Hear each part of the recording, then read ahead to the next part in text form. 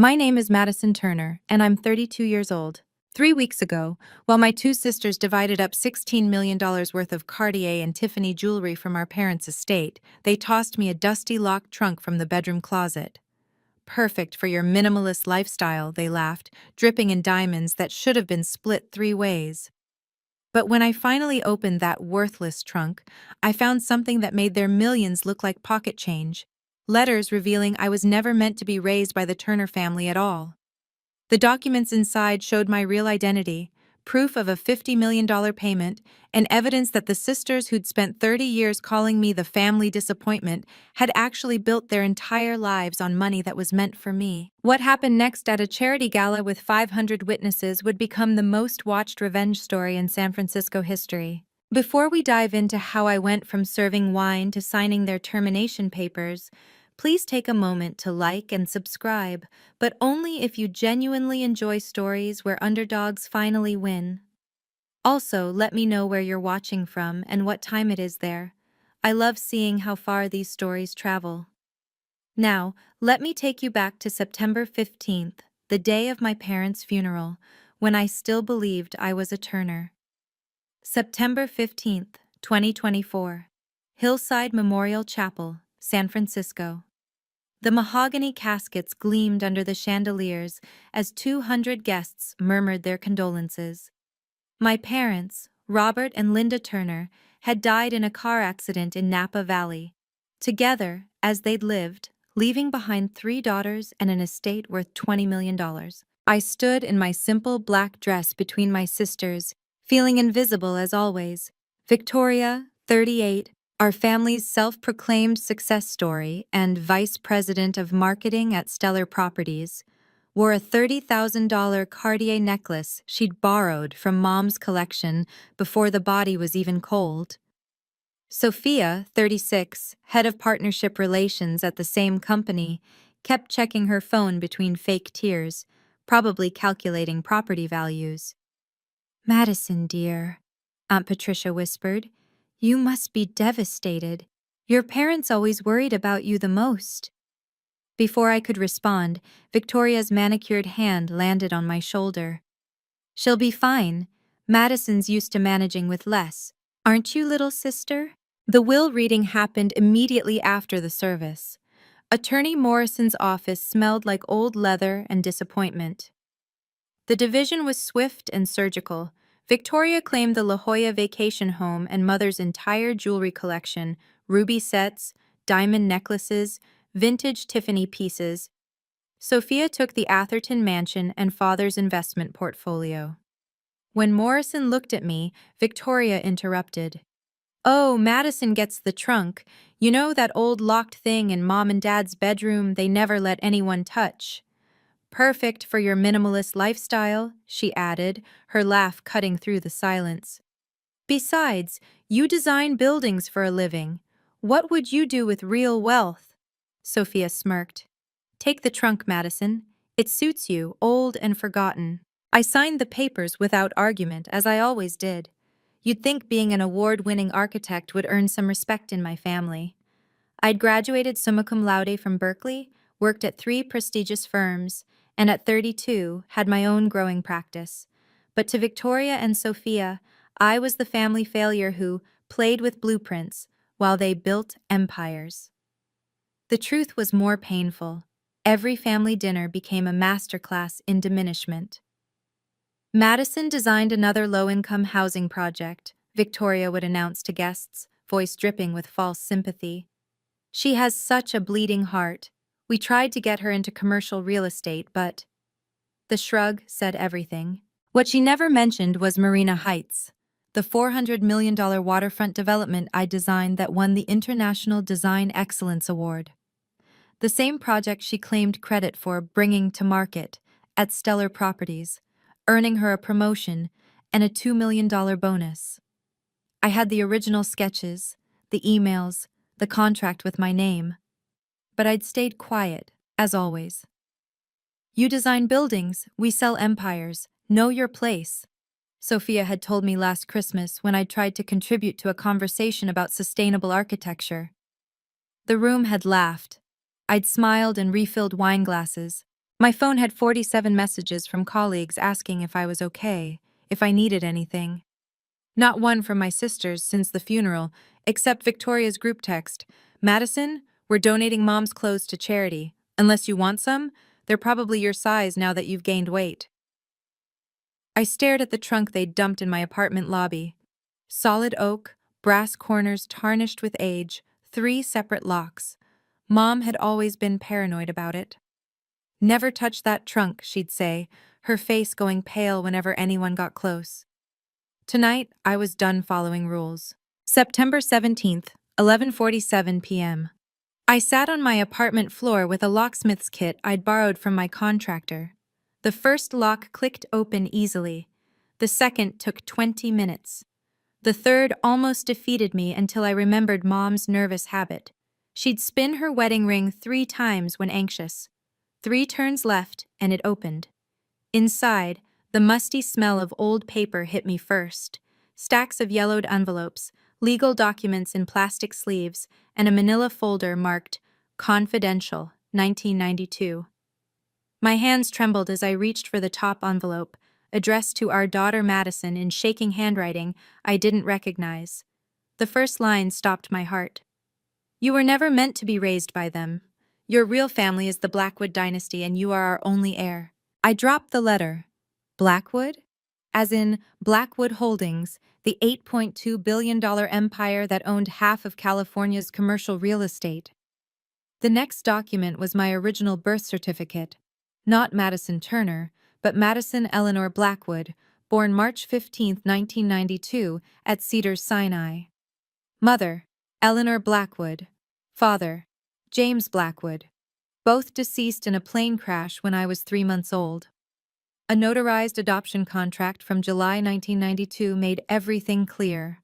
Robert and Linda Turner had received $50 million to raise me, with explicit instructions to never reveal the child's true parentage and to maintain distance from the Blackwood family. The penalty for breach? Full repayment plus damages. At the bottom of the trunk, a recent letter dated September 1st, 2024, just 2 weeks ago. From Margaret Blackwood, my grandmother. I've searched for 30 years. Your adoptive parents are gone. It's time you knew the truth. Call Hartley and Associates. They have everything. My sisters had taken $16 million in jewelry. They'd missed an $8.2 billion inheritance. I spent the next 3 hours reading every document, my architect's mind cataloging facts like blueprints.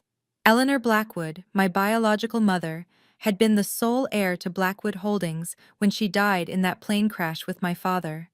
The newspaper clippings showed a young woman who looked exactly like me, same green eyes, same stubborn chin, same wild curls that no amount of product could tame. Margaret Blackwood, my grandmother, had built the empire from a single apartment building in 1960 to a real estate dynasty spanning the entire West Coast.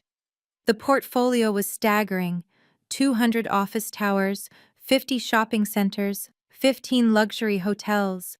Annual revenue, $2.8 billion.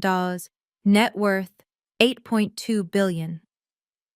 But one document made my blood run cold. A private investigator's report from 2010 showing the Turners had been monitored for years. They knew. My parents knew exactly who I was, knew Margaret was searching, and had moved us 3 times to stay hidden. Each move coincided with a $5 million bonus from a shell company. We paid them to love you, one letter from Margaret read. They only took the money. The adoption contract's fine print revealed more cruelty. The Turners were required to provide adequate care, but explicitly discouraged from showing excessive affection that might create suspicious attachment.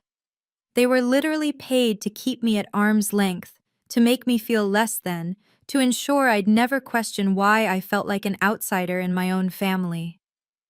Victoria and Sophia weren't named in any documents. They were the Turners' biological daughters, raised with the love and privilege bought with my birthright. Hartley and Associates' business card was taped to the final letter. Tomorrow I'd call. Tonight, I sat surrounded by evidence that my entire life had been a transaction. and my sisters had no idea what they'd just unleashed. September 18th, 9:20 a.m. Sharp, I called Hartley and Associates. The receptionist transferred me immediately to senior partner James Hartley himself. "Ms. Blackwood," he said, and hearing that name made me dizzy. "We've been waiting for your call. Your grandmother has retained us for 30 years, hoping this day would come." The plan was precise. First, DNA confirmation at Gene Trust Labs. Margaret had already provided her sample. Second, a meeting with Margaret herself. Third, legal transfer of inheritance rights. But everything hinged on that DNA test. September 19th, I sat in Gene Trust's sterile waiting room, watching the technicians seal my samples.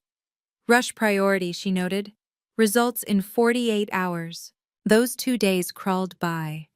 I went to work, designed a community center, smiled when colleagues asked about the funeral. Victoria sent a group text. "Madison, we're having the estate sale Thursday.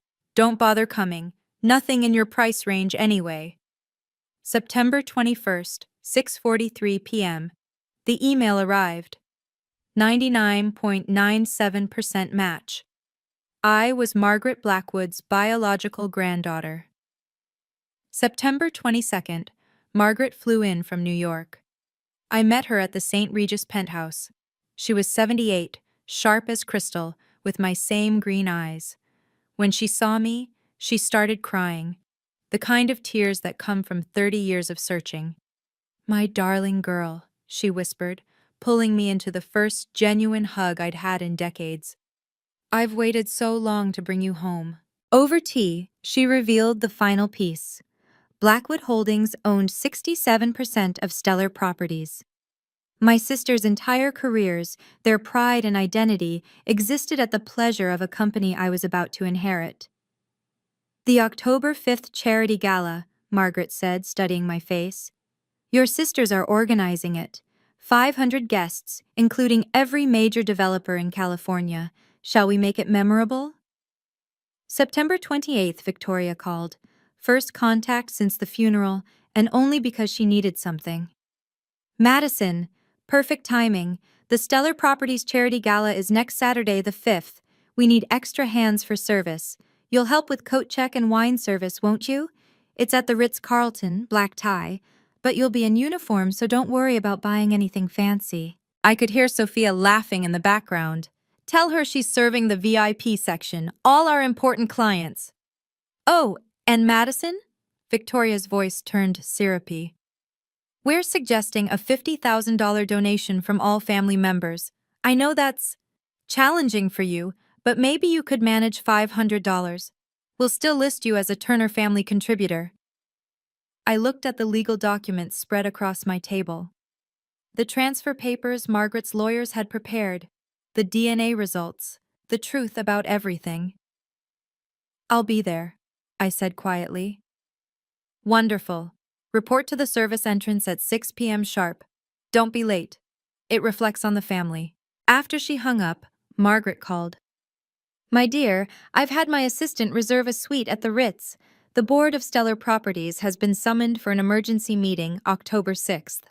CEO Crawford has been informed that Blackwood Holdings will be making a major announcement at the gala, though he doesn't know what." "Are you certain about this?" she asked. "Once we go public, there's no going back." I thought about 32 years of being dismissed, overlooked, used. About Marina Heights, my design, Victoria's bonus. About being called the family charity case, while serving wine to celebrate their success built on my stolen inheritance.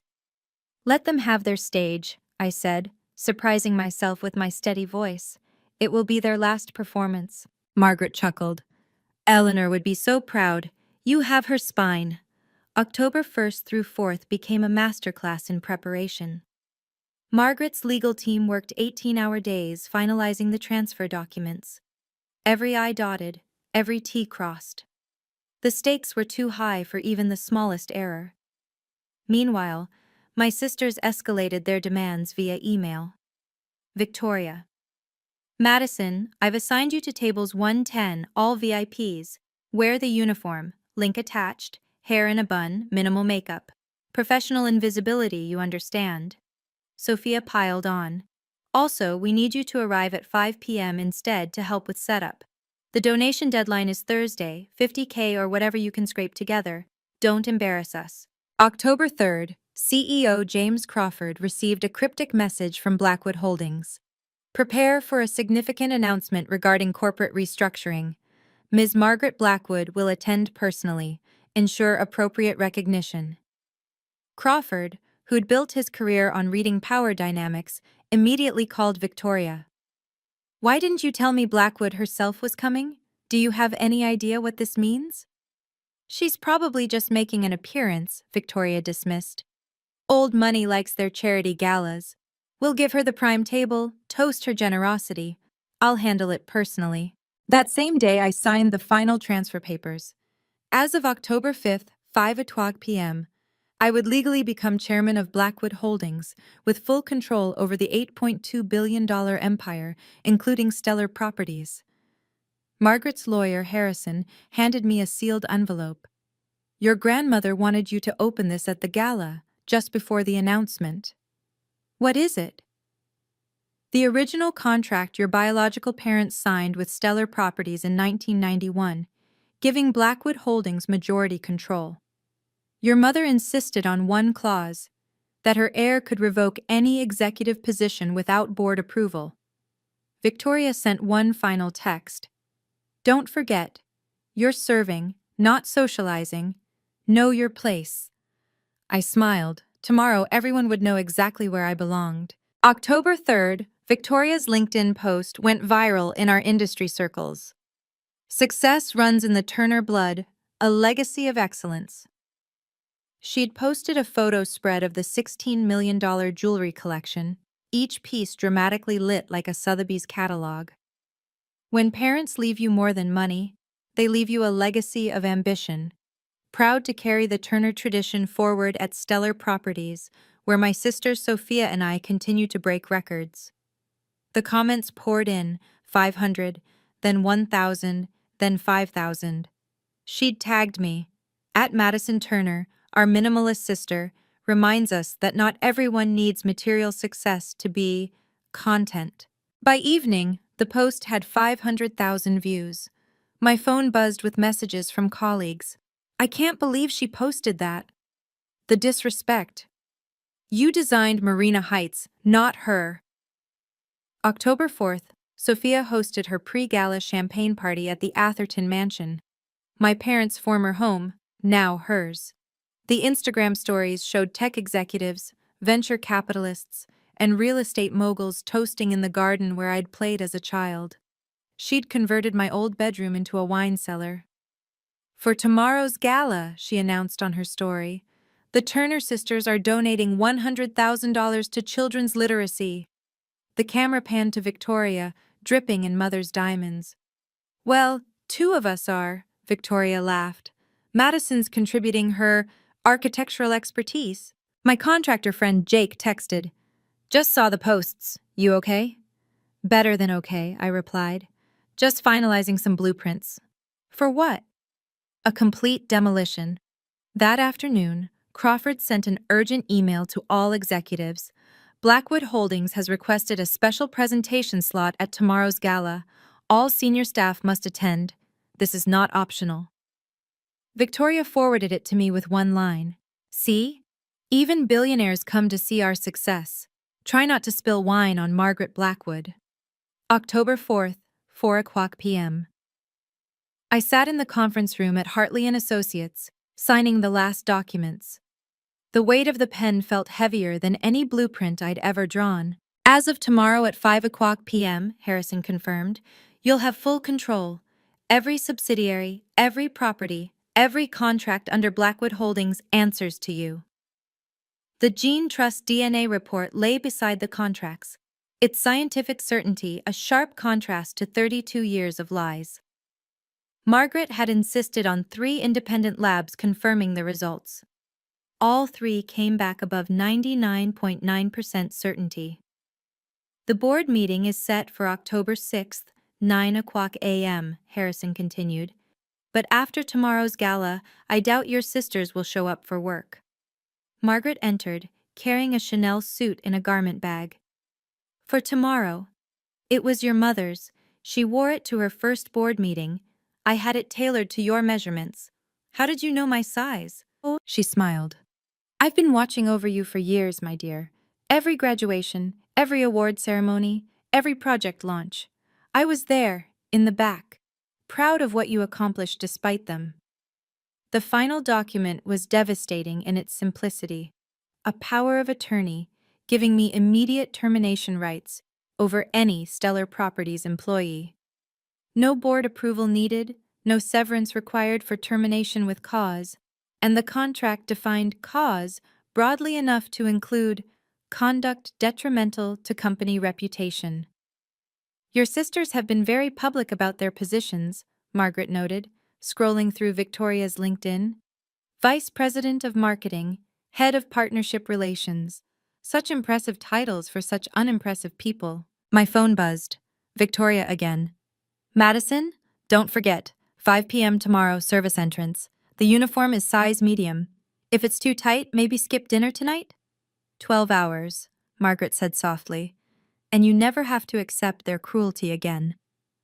October 5th, 5:00 p.m. The Ritz-Carlton's service entrance smelled like industrial detergent and broken dreams.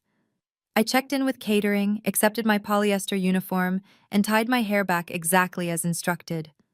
By 6:00 p.m., the ballroom glittered with San Francisco's elite. Crystal chandeliers cast rainbow patterns on the crowd as Victoria commanded the stage in a $40,000 Versace gown, bought, no doubt, with her Marina Heights bonus. Welcome to Stellar Properties' annual charity gala. Her voice rang with false warmth. Tonight, we celebrate success, family, and giving back. I moved through the crowd with my tray, invisible as wallpaper, pouring wine for people I'd designed homes for. They looked through me like I was furniture. At 7:30, Victoria grabbed the microphone again. Before we begin the auction, I want to recognize family. My sister Sophia and I represent the next generation of real estate excellence, and even our baby sister Madison is here tonight. She pointed directly at me as I served table 3. Madison reminds us that not everyone in a family needs to achieve greatness. Someone has to keep us grounded. Right, Madison? Everyone, let's give our family charity case a round of applause for trying. 500 faces turned to stare. Phones appeared, recording. Someone laughed, then another. The applause was mocking, patronizing. I stood frozen, holding a wine bottle, as my sister had just publicly branded me a failure in front of everyone who mattered in our industry. Smile, Madison, Sophia called out. It's probably the most attention you'll ever get. That's when the ballroom doors opened. Margaret Blackwood entered like winter itself. Silver hair perfect, navy Chanel suit immaculate, presence absolutely commanding. The laughter died instantly. Crawford practically sprinted to greet her. Ms. Blackwood, we're honored. Wow, can you imagine being humiliated like that in front of 500 people? What would you do in Madison's position? Walk away or stay for revenge? Let me know in the comments below. And if you're enjoying this story of ultimate karma, please hit that subscribe button and notification bell. Trust me, what happens next at this gala will leave you speechless. Over 2 million viewers couldn't believe the twist. Let's continue. Margaret's arrival shifted the room's gravity. Conversations halted mid-sentence as San Francisco's power brokers recognized the woman who owned half their office leases. She moved through the crowd like Moses parting the Red Sea, accepting air kisses and handshakes while her eyes searched for something, someone. "Why is Blackwood here?" whispered a tech CEO at table 4. "I heard she's announcing something major," his wife replied. The invitation said, "Special presentation." Crawford escorted Margaret to the VIP table directly in front of the stage. Victoria and Sophia, who'd been holding court at table 2, suddenly looked less impressive. Everyone knew the hierarchy. Blackwood Holdings could buy and sell Stellar Properties 10 times over. "Ladies and gentlemen," Crawford announced. We're deeply honored to have Margaret Blackwood, chairman of Blackwood Holdings, joining us tonight. As you know, Blackwood Holdings is our majority shareholder and 67%, Margaret corrected quietly, but her voice carried. We own 67%. Victoria's smile flickered. She whispered urgently to Sophia, who was frantically Googling on her phone. Neither had bothered to research their own company's ownership structure. I continued serving, now at table 7, when Margaret's eyes found mine. A slight nod, almost imperceptible. But Crawford caught it. "Madison," he called out confused. "Why are you in uniform? You're Turner's daughter. You should be at the family table." Victoria laughed shrilly. "Oh, James, Madison volunteered to help with service. She's always been more comfortable in supporting roles." "Is that so?" Margaret's voice cut through like a blade. "How interesting. I found that the most valuable people often work in the shadows. Until they don't." The room buzzed with confusion. Why was Blackwood defending the help? Crawford announced, "Ms. Blackwood will address us after dinner. I'm told it's quite important." Victoria's knuckles were white around her champagne glass. 8:15 p.m. Dinner was served, but Victoria couldn't let the spotlight shift to Margaret. She commandeered the microphone again, her voice pitched too high, too eager. "Before our special guest speaks, I must share some exciting news. Stellar Properties just closed the Bayshore development deal, $100 million in projected revenue."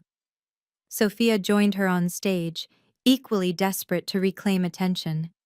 "This success is what the Turner legacy means. Our father taught us to build empires, not just buildings." She looked directly at me. "Madison, bring the champagne. Let's toast." I walked toward the stage, carrying a tray of champagne flutes. The uniform felt like armor now, not humiliation. 3 more minutes until the announcement. "Careful, Madison," Victoria called out as I climbed the stage steps. "These shoes cost more than your monthly rent." I reached the top, offering the tray. Sophia grabbed a glass carelessly, her elbow catching the tray's edge. The champagne tilted, cascading onto her $15,000 Carolina Herrera gown. "Madison!" she shrieked. "You clumsy idiot! You did that on purpose!" "I'm so sorry," I said calmly, grabbing napkins. "Let me—" "Get away from me!" Sophia snatched the napkins. "You'll pay for this dress. It's worth more than your annual salary." The crowd murmured, some recorded. This was the content social media lived for, elite sisters publicly berating the help. Margaret stood slowly. "Perhaps," she said, her voice carrying without a microphone, "we should discuss what things are really worth, and who truly owns what." Crawford sensed the shift. "Ladies and gentlemen, please welcome Margaret Blackwood." As Margaret walked to the stage, she paused beside me. Quietly, only I could hear. "Take off that uniform, dear. It's time." Victoria grabbed my arm. "Don't you dare leave. You have tables to serve." Margaret smiled. "Oh, she's done serving. Forever." Margaret took the stage with the authority of someone who'd built an empire from nothing. The screens behind her flickered to life, displaying the Blackwood Holdings logo. "Good evening. I'm here to announce a significant change in Stellar Properties' leadership structure." Crawford straightened in his chair, confused but attentive. Victoria and Sophia remained on stage, still dabbing at the champagne stain, unwilling to yield the spotlight. "Effective immediately," Margaret continued, "Blackwood Holdings is implementing a complete restructuring of Stellar Properties. All senior positions will be reviewed for performance, ethics, and alignment with our values." The screen changed. "Leadership review, effective immediately." Victoria laughed nervously. "Well, that's wonderful news. Sophia and I welcome any review. Our numbers speak for themselves." "Do they?" Margaret's tone could have frozen fire. "Let's discuss numbers. The Marina Heights project, for instance, Stellar's most profitable development last year. Ms. Turner, you claimed credit for that, didn't you?" I brought it to market," Victoria stammered. "You marketed it. But who designed it? Margaret touched her tablet. The screen displayed architectural plans, contracts, emails, all with my name. Madison Turner, lead architect. Original designs dated 2 years before you claimed credit. Gasps rippled through the crowd. Phones rose like salutes, recording everything. That's That's a misunderstanding, Sophia interjected. Madison helped with some sketches, but I have here, Margaret held up a folder, sworn affidavits from 12 contractors confirming Madison designed every aspect of Marina Heights. You, Victoria, took a $2 million bonus for her work. Crawford's face darkened. Victoria, is this true? The review starts now, Margaret announced. All positions frozen pending investigation. Victoria's hands shook. You can't do this. We have contracts. Actually, Margaret smiled, you don't, not anymore. Margaret let the silence stretch until it became unbearable. 500 of San Francisco's most powerful people sat frozen, watching the Turner sisters' world crumble in real time. 30 years ago, Margaret began, her voice carrying lifetimes of pain. My daughter Eleanor died in a plane crash. She left behind a 3-month-old baby girl. That child was my only grandchild, the sole heir to everything I'd built. The screen showed a young woman's photograph, Eleanor Blackwood, looking exactly like me. The resemblance was undeniable. That baby was stolen. Margaret's voice hardened. Sold, actually, for $50 million. Victoria's champagne glass shattered on the stage floor. The buyers were a couple named Robert and Linda Turner. They signed a contract, took the money, and disappeared with my granddaughter. They raised her to believe she was worthless, unwanted, less than. They raised her alongside their biological daughters, who received all the love money could buy, money that was meant to care for my Eleanor's child. Sophia grabbed Victoria's arm, her face ghost white. That's impossible. Madison is our sister, our biological sister. Is she? Margaret touched her tablet again. The screen displayed the adoption contract, the $50 million transfer, the DNA results from Gene Trust Labs. 99.97% match. Madison Turner is legally Madison Blackwood, my granddaughter, and heir to an $8.2 billion empire. The crowd erupted, cameras flashed. Someone shouted, "The serving girl is a billionaire?" Your parents, Margaret looked directly at Victoria and Sophia, took blood money to steal a child's identity. And you too? You spent 30 years tormenting the very person whose inheritance funded your entire privileged existence. Crawford stood abruptly.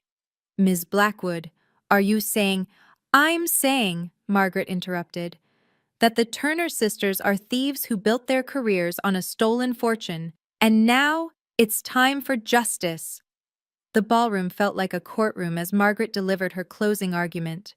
Victoria and Sophia stood frozen on stage, designer gowns now looking like costumes in a play that had suddenly ended. Every piece of jewelry you divided, Margaret continued, every property you claimed, every bonus you collected, all of it traces back to the original $50 million, blood money that was supposed to ensure Madison received equal treatment. Instead, you got private schools, European vacations, and executive positions. She got emotional abuse and stolen credit. You can't prove any of this, Victoria's voice cracked. Our parents are dead. They can't defend themselves. Margaret smiled coldly. Your parents kept meticulous records. Every payment, every move to avoid detection, every cruel instruction to keep Madison feeling worthless. It's all documented. The screen displayed a letter dated 2010 in Linda Turner's handwriting. The Blackwood girl remains unaware. Victoria and Sophia continue to overshadow her as instructed. The latest payment cleared. Will maintain distance as agreed. Sophia collapsed into a chair. No, this isn't real. Madison, tell them this isn't real. Every eye turned to me. I stood by table 7, still in that polyester uniform, still holding the serving tray. The woman they'd called a failure, a charity case, the family disappointment. Madison Blackwood, Margaret called out, her voice warm now, full of love. My granddaughter, Would you please come forward? Victoria lunged toward me. You knew? You knew and let us humiliate ourselves? Security stepped between us. Crawford himself gestured for them to maintain distance. I found out 2 weeks ago, I said quietly, when I opened the trunk you so generously gave me. Margaret extended her hand toward the stage. Come, dear. It's time to claim your birthright. The crowd parted, 500 people creating a path from the service tables to the stage. I set down the serving tray with deliberate precision. Then, in full view of everyone, I untied the polyester apron and let it fall to the floor. Underneath, I wore the Chanel suit my mother had worn to her first board meeting. Navy blue, perfectly tailored, with the Blackwood Holdings pin on the lapel. The walk to the stage felt like crossing decades. With each step, I shed 32 years of being made to feel small. Cameras tracked my movement.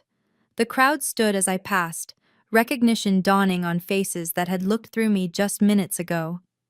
Crawford met me at the stage steps. Ms. Blackwood, he said, loud enough for everyone to hear. I'm James Crawford, CEO of Stellar Properties. I apologize for not recognizing you earlier. You weren't supposed to, I replied calmly. I wanted to see how your company treats people they consider beneath them. On stage, Margaret embraced me, whispering, Perfect timing, my dear. She turned to the crowd. Ladies and gentlemen, I present Madison Eleanor Blackwood, my granddaughter and as of 5 p.m. today, chairman of Blackwood Holdings and majority owner of Stellar Properties. The screen displayed the legal documents, the transfer papers, the DNA certification. Undeniable. Irreversible. Victoria found her voice. This is fraud. She's been Madison Turner for 30 years. Because your parents committed fraud, I said into the microphone, my voice steady. They took $50 million to hide me from my real family. Every luxury you've ever enjoyed, every opportunity you've ever had, was purchased with money meant to ensure I was treated as an equal. Instead, you called me the family charity case. Well, now we know who the real charity cases were. The applause started slowly, then built to thunder. 500 people giving a standing ovation to the greatest reversal they'd ever witnessed. Victoria tried to rush the microphone, but security blocked her. Madison, please, we're sisters. We grew up together. Did we? I asked. You grew up with private tutors, European vacations, and unconditional love. I grew up being told I should be grateful for scraps. You took credit for Marina Heights, collected $2 million for my design, and tonight you assigned me to serve wine at your triumph. The screen behind me displayed Victoria's LinkedIn post from 2 days ago, her smiling face next to the jewelry collection. Success runs in the Turner blood, I read aloud. Well, it certainly does. Your parents' success at theft ran straight to you. Sophia screamed from her chair. You can't do this! We have contracts! We have rights! Actually, I pulled out the folder Harrison had given me. According to Stellar Properties Charter, the majority shareholder can terminate any executive for conduct detrimental to the company. Taking credit for another's work? Detrimental. Public humiliation of colleagues? Detrimental. Stealing from a child's inheritance? Extremely detrimental. I signed 2 documents on stage, in full view of everyone. Victoria Turner, your position as Vice President of Marketing is terminated, effective immediately. Sophia Turner, your position as Head of Partnership Relations is terminated, effective immediately. Crawford stepped forward. Security, please escort Ms. Victoria Turner and Ms. Sophia Turner from the premises. They are no longer employees of Stellar Properties. You can't, Victoria shrieked as security approached. Everyone knows us. We are Stellar Properties. Were, I corrected. You were Stellar Properties. Now you're trespassers. As security guided them toward the exit, Sophia turned back. What about our things, our offices? We'll be cleared out and donated to charity, I announced. Consider it your first real charitable contribution. The crowd erupted in shocked laughter and more videos. The Turner sisters' public humiliation was complete. As security escorted Victoria and Sophia out, their designer heels clicking desperately against marble. Phones throughout the ballroom pinged with notifications. The videos were already viral. "Oh my God!" someone at table 5 gasped. "It's trending! Hashtag Turner Sisters exposed." Within minutes, the story exploded across social media. Serving girl is secret billionaire. Sisters steal $50 million, lose everything. Greatest revenge in Silicon Valley history. Margaret took the microphone. "Stellar Properties will undergo immediate restructuring. We'll review every project, every promotion, every bonus from the last decade. Anyone who advanced through nepotism rather than merit should update their resumes." I added, "Effective Monday, we're launching a full investigation into the Marina Heights bonus allocation. Any funds obtained through false claims will be recovered and redistributed to the actual designers and architects who were cheated." Crawford, ever the survivor, immediately aligned himself with the new power structure. "Ms. Blackwood, we're honored to have you as our chairman. Your architectural expertise will be invaluable in taking Stellar Properties to the next level. My first initiative," I announced, "is creating a $10 million scholarship fund for foster children and adoptees pursuing careers in architecture and real estate. It will be funded by the recovered Turner bonuses and the sale of certain assets." The screen displayed a final image, the $16 million jewelry collection. "These pieces, stolen from my inheritance, will be auctioned. Every penny goes to children who, like me, were denied their birthright." Someone shouted from the back, "What about the Turner's houses?" "All properties purchased with traced funds from the original $50 million are being reviewed," Margaret replied. "My lawyers will be in touch." As the gala concluded, attendees lined up to congratulate me, to network, to apologize for not seeing me before. The invisible serving girl had become the most powerful person in the room. By midnight, the gala videos had 10 million views. By morning, 47 million. Every major news outlet picked up the story. "Billionaire heiress serves wine to sisters who stole her fortune." Dominated headlines from the Wall Street Journal to BuzzFeed.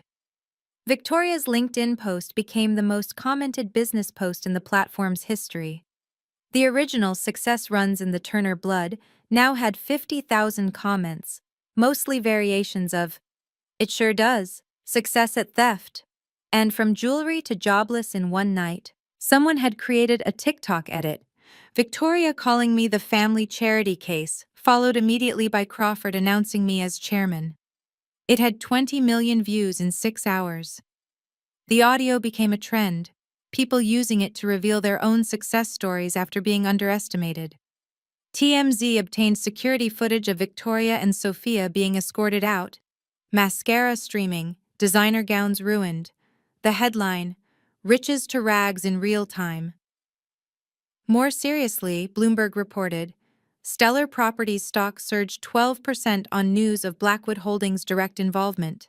Investors see Madison Blackwood's architectural expertise and Margaret Blackwood's business acumen as a powerful combination. The San Francisco Chronicle ran a feature, "The Marina Heights Mystery Solved: How Madison Blackwood's Stolen Design Became Victoria Turner's $1 million Lie." My phone had 3,847 messages. Architects I'd admired for years offering congratulations. Clients wanting to work with me directly. 3 publishing houses wanting the exclusive book rights. But the most satisfying notification came from the State Bar of California. Investigation opened into Turner estate handling. Potential fraud charges pending. Margaret called at 7 a.m. "Check your email, dear." I opened it to find ownership documents for every property my sisters had claimed. "Consider it a belated birthday present," her message read, "for all 32 birthdays they ruined." October 6th, 9:02 a.m. The Stellar Properties boardroom had never seen drama like this. Harrison from Hartley and Associates laid out the legal massacre with surgical precision. "The Turner sisters have 72 hours to return all assets traceable to the original $50 million, he announced.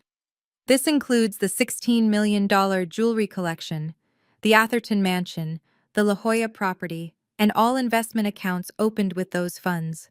The board unanimously approved every motion. Who would dare oppose an $8.2 billion majority shareholder? By noon, both sisters received formal legal notice. Victoria's landlord, a Blackwood Holdings subsidiary, issued an eviction notice. The Atherton Mansion, also owned by a Blackwood shell company, purchased strategically years ago when Margaret suspected the Turners were there. Sophia's investment accounts were frozen pending investigation. The forensic accountants found clear trails from the original $50 million to nearly everything the sisters owned. Their former colleagues distanced themselves immediately. The exclusive country club revoked their memberships. The charity boards they'd sat on quietly requested their resignations. Even the high-end boutiques where they'd shopped for decades flagged their accounts. But the cruelest blow came from their own social circle. Someone leaked a group chat where Victoria had spent years mocking me. Madison's wearing the same dress she wore 3 years ago. Can you believe she thinks she's a real architect? We should start a GoFundMe for her wardrobe. Every cruel message, every petty insult, now public record. Their friends publicly denounced them, claiming they'd always felt uncomfortable with how the sisters treated me. Crawford called an all-staff meeting at 2 p.m. Let me be clear. The culture of nepotism and credit stealing ends today. Anyone who participated in or witnessed the marginalization of talented employees for personal gain should consider this their notice. 23 employees came forward with similar stories of Victoria and Sophia stealing credit or blocking promotions. Can you believe that karma? From mocking Madison as a servant to losing everything in one night? The Turner sisters thought they won with $16 million in jewelry, but Madison inherited an $8.2 billion empire. What do you think? Did they deserve this level of public humiliation? Comment below. Team Madison, or do you think she went too far? If this story of ultimate revenge satisfies your justice nerve, please share it with someone who needs to see that karma is real. Now, let's see how Madison handles the aftermath. October 8th. Victoria posted a tearful apology video that fooled no one. Madison was always family to us, she sobbed into her phone camera, makeup deliberately smudged for sympathy. We may have had our differences, but we loved her. This is all a misunderstanding being blown out of proportion by social media. The video backfired spectacularly. 2 million views, 99% negative reactions. The top comment with 45,000 likes. Now she's family? After calling her a charity case in front of 500 people? Girl, bye.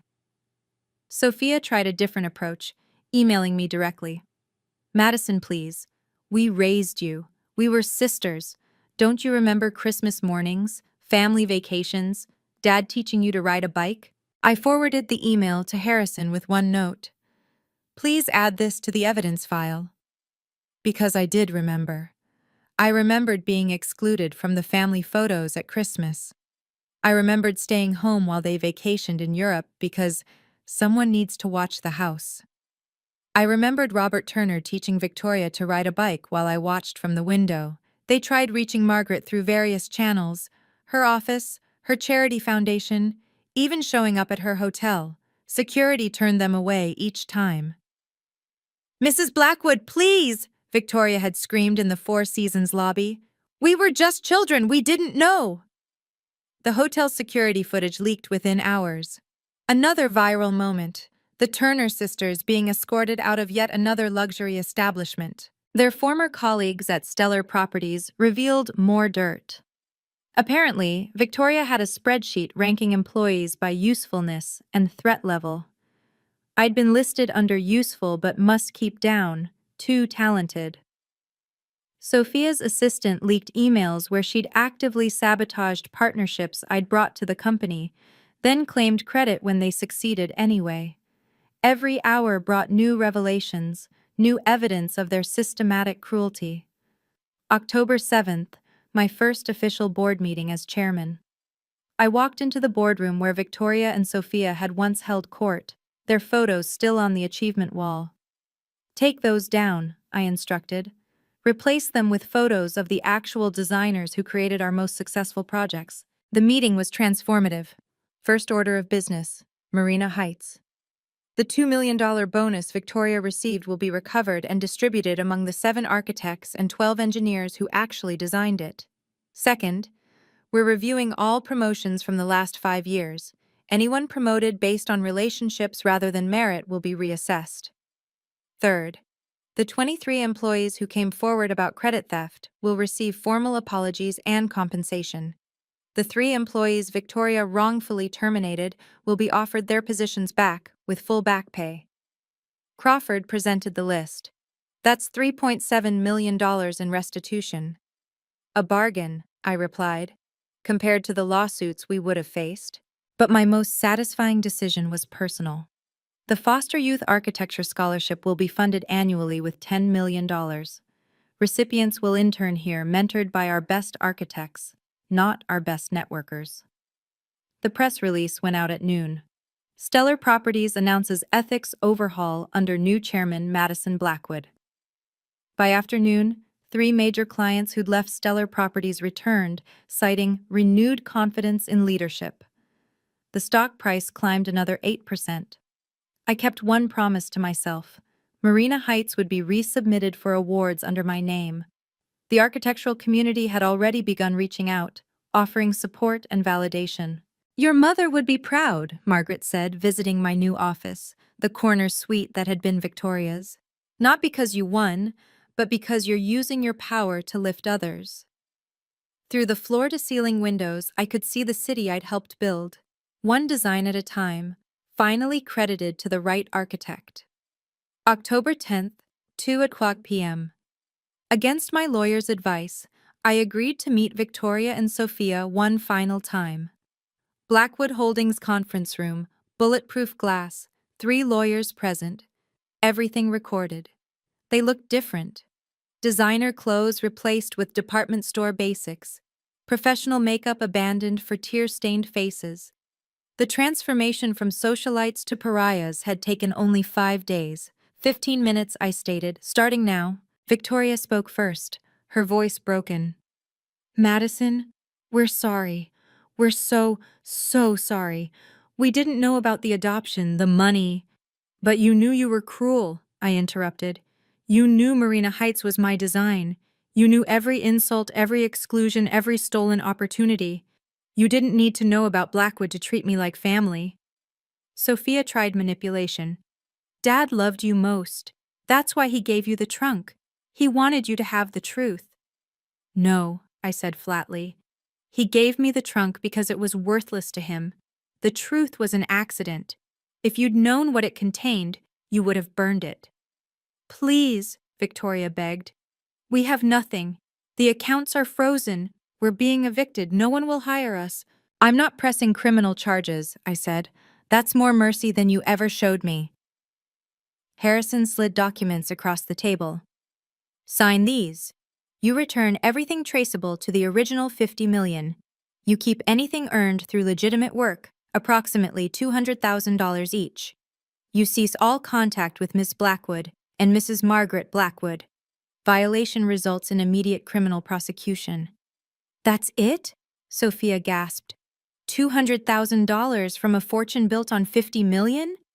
It's $200,000 more than you deserve, I replied. You have 5 minutes to decide. They signed after 3 minutes of sobbing. We're still family, Victoria whispered desperately. No, I stood to leave. We never were. Harrison detailed the settlement with ruthless precision.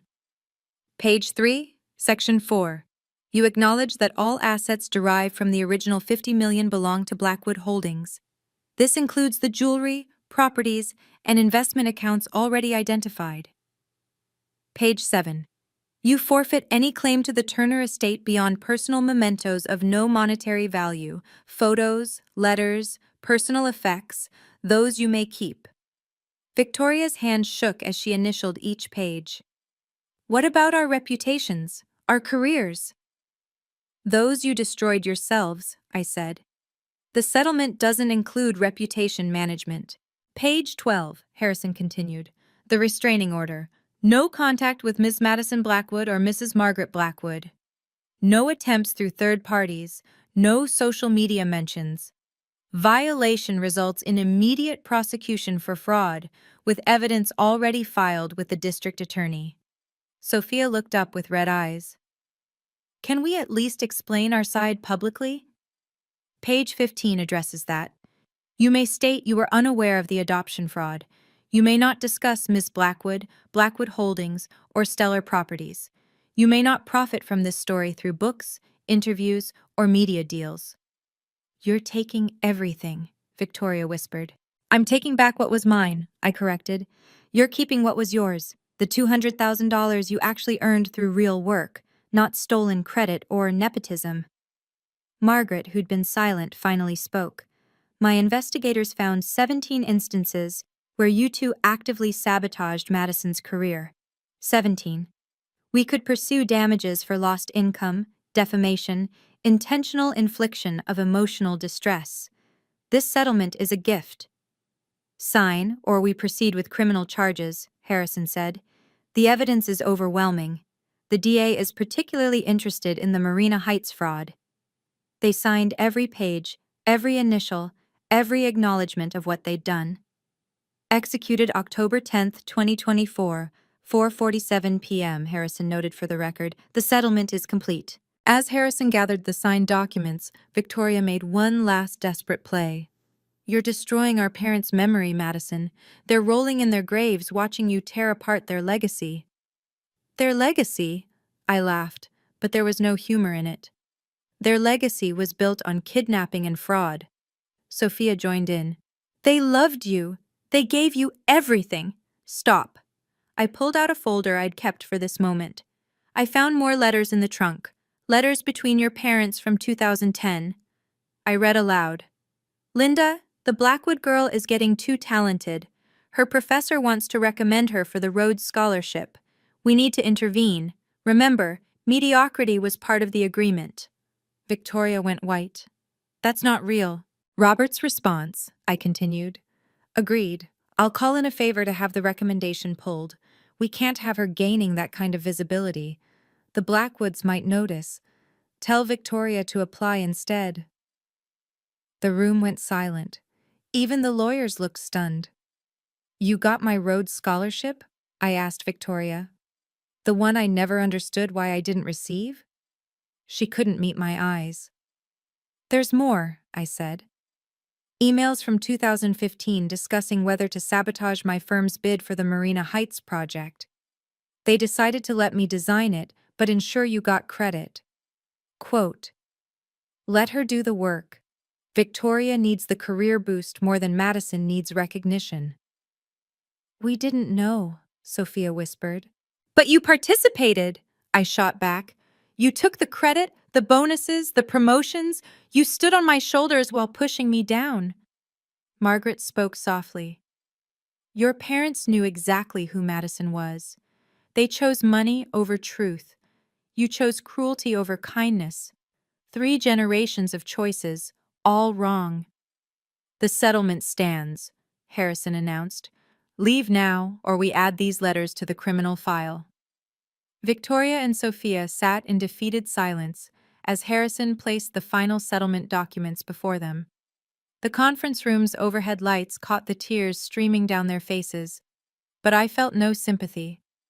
32 years of tears I'd hidden from them had dried up my compassion. Initial here, Harrison pointed. This confirms the return of the jewelry collection. Victoria's hand trembled as she signed away the $16 million in gems she'd flaunted just a week ago. And here, this transfers the Atherton mansion back to Blackwood Holdings. Sophia sobbed as she signed away the house where she'd hosted her champagne party, where my childhood bedroom had become her wine cellar. Last page. This acknowledges the permanent restraining order and ends any familial claims between you and Ms. Blackwood. They signed. It was done. You each retain $200,000 in verified personal earnings and your personal effects, Harrison summarized. The restraining order is effective immediately. Any violation will result in criminal prosecution with prejudice. Security entered the room, not aggressively, just professionally present. Victoria stood on unsteady legs. Madison, Ms. Turner, Harrison interrupted.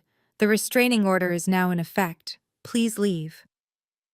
As security escorted them to the door, Sophia turned back one last time. We were sisters for 32 years. No, I said with absolute finality. You were my captor's daughters. We were never family. Family doesn't steal your birthright. Family doesn't sabotage your dreams. Family doesn't need a restraining order. The door closed behind them at 4:47 p.m. I watched through the window as they were escorted to a basic sedan. Their luxury cars had been repossessed that morning. Margaret squeezed my shoulder. It's over, my dear. No, I said, watching the sedan disappear into San Francisco traffic. It's just beginning. January 15th, 2025. 3 months had transformed everything. I stood in my new office, the entire top floor of Blackwood Tower, reviewing Stellar Properties' quarterly reports. Revenue was up 34%, our best quarter in a decade.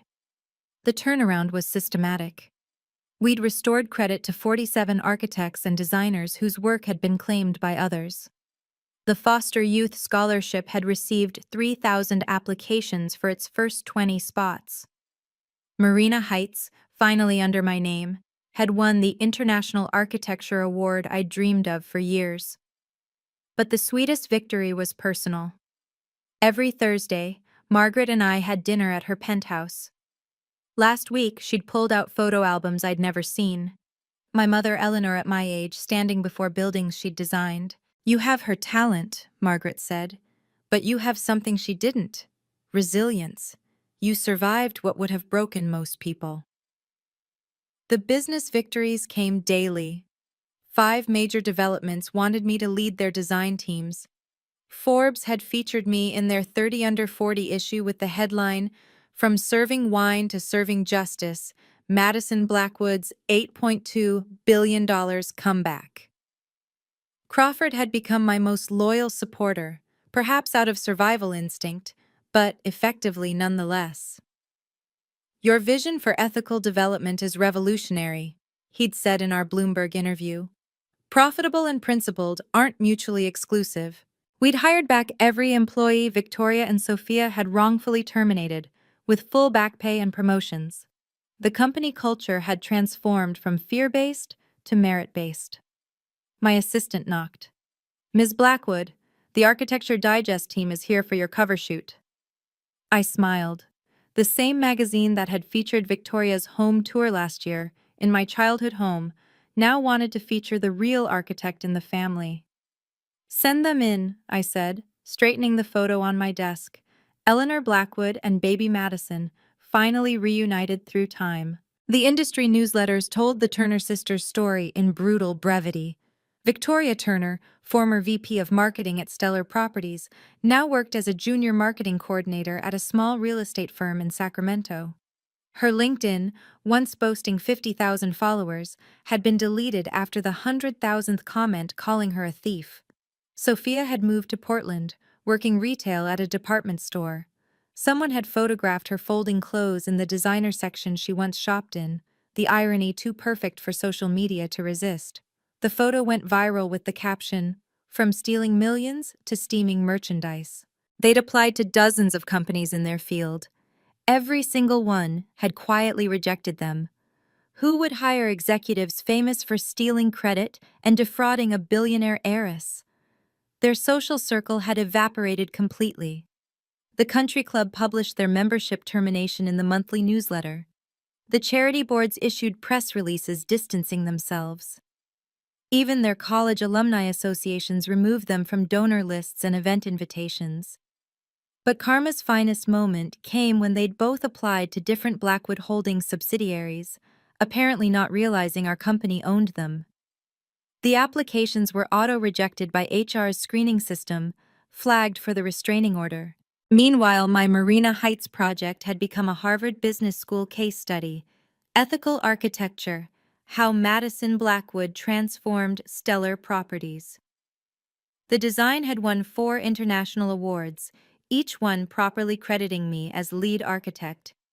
The $16 million jewelry collection had been auctioned by Christie's, raising $18.7 million for the Foster Youth Scholarship.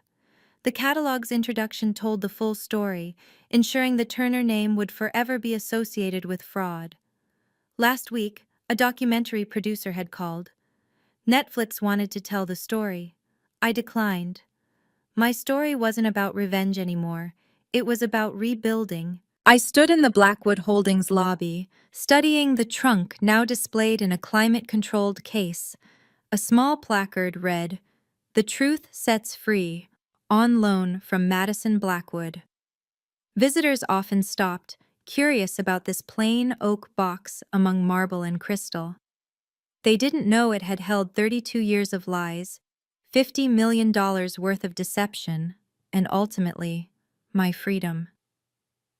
"Any regrets?" Margaret asked, joining me for our weekly lunch. "None," I said honestly. "I spent 3 decades believing I wasn't enough. Now I know the truth. I was always enough. They were the ones who were lacking." The journey from that humiliating night at the gala to this moment had taught me something valuable. Revenge isn't the goal, reclamation is. I hadn't destroyed Victoria and Sophia to hurt them. I'd simply reclaimed what was mine and let the truth do the rest. My phone buzzed with meeting reminders. A design review for the new affordable housing complex. The scholarship committee selections. Dinner with Margaret. A life built on merit, not manipulation. "Your mother would be so proud," Margaret said, linking her arm through mine. "Not because you inherited billions, but because you chose to build something better with it." We walked past the wall of architects' photos, all the hidden talents now properly credited. My photo was there too, but no larger than the others. That's what real power looked like, lifting others up, not pushing them down. The truth wasn't in the jewelry, I reflected, thinking of my sister's desperate grab for those glittering prizes. It wasn't even in the money. "What was it in?" Margaret asked. "In choosing myself. In believing I deserved better. In finally setting boundaries that should have existed from the beginning." Sometimes the best inheritance isn't money. It's freedom from those who never deserved you in the first place. What an incredible journey from being treated like a servant to becoming an $8.2 billion heiress. Madison's story shows us that sometimes the people who underestimate us most are preparing us for our greatest comeback. If this story resonated with you, please subscribe and hit the notification bell for more stories of justice served. Comment below. What would you have done with the Turner sisters? Would you have been as merciful as Madison? Share this with someone who needs a reminder that their worth isn't determined by others. Until next time, remember, your true value can never be hidden forever.